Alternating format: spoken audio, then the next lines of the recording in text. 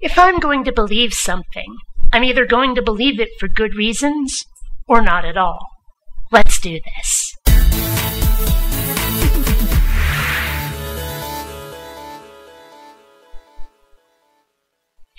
So I've got this one particular chowderhead who is trying to tell me that me being a skeptic, or my brand of skepticism, makes me closed-minded, which it really, really doesn't.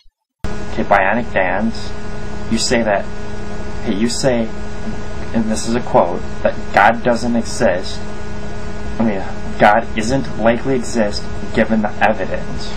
Now, you need to show your evidence when you make that claim. No, it doesn't work like that. You see, the burden of proof is on the people who say that something does exist. You have to be able to prove that there is a God. Otherwise, we have no reason to believe. Why should we believe in a God without evidence of one? I've seen no evidence of one, thus I do not believe. Do you see the difference here? I'm not saying God does not exist. I'm not saying that there is no God, that God has been disproved. I'm saying I've got no good reason to say there is one, or even to say that it's likely. Until someone gives me a reason, or I find one on my own, I'm not going to start believing or even suspecting that there is a God. That's how this works. You berate me about how I have faith in God, and yet you state you have evidence that God doesn't exist. No. I'm not saying that I have evidence there is not a God. I'm not saying I have evidence to disprove God. What I'm saying is I have no good reason to believe in one. And until I find a reason to start believing in a God, or to even suspect that one exists, I'm not going to. So no, you've gotten my position completely wrong. And with this claim, you further substantiate it when you say that you've only read up to 2 Kings in the Bible. Yet you talk about the Bible as if you've studied it thoroughly for years, as scholars have done for 2,000 years. No, actually, I treat the Bible as if it's irrelevant. You see, the Bible will never, ever prove that God exists. That's looking at it backwards. You see, let's assume for a moment that there is a God. Let's just assume for a moment that a God really does exist. Okay, why should I suspect that it's the God of the Bible? What reason do I have? I don't have any reason to suspect that. And how many other holy texts are out there? We've got the Torah, the Quran, the Bhagavad Gita, the Book of Mormon, Scientology, whatever the heck their book is called, I don't know.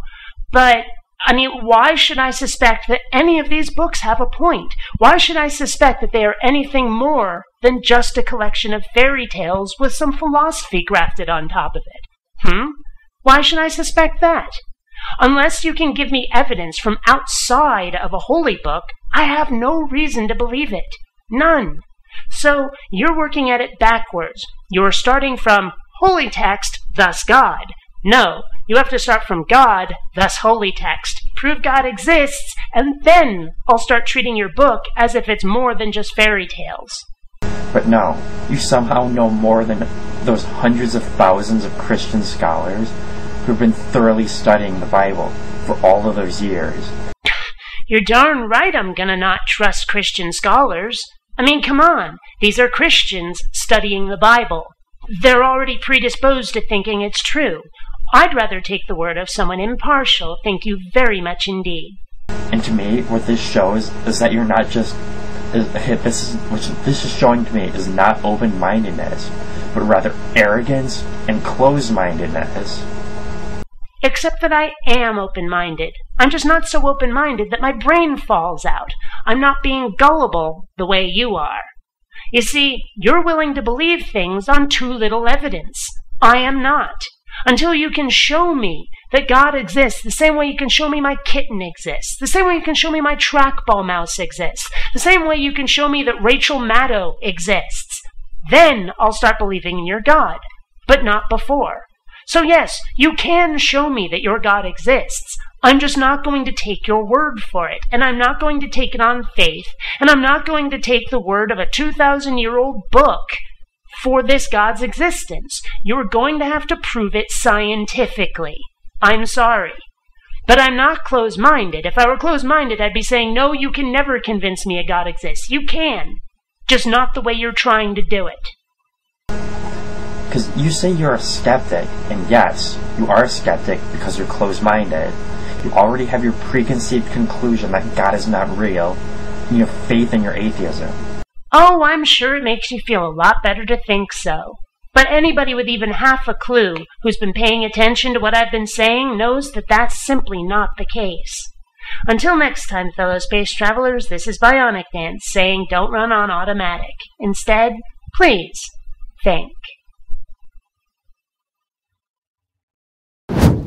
Please take the time to rate this video.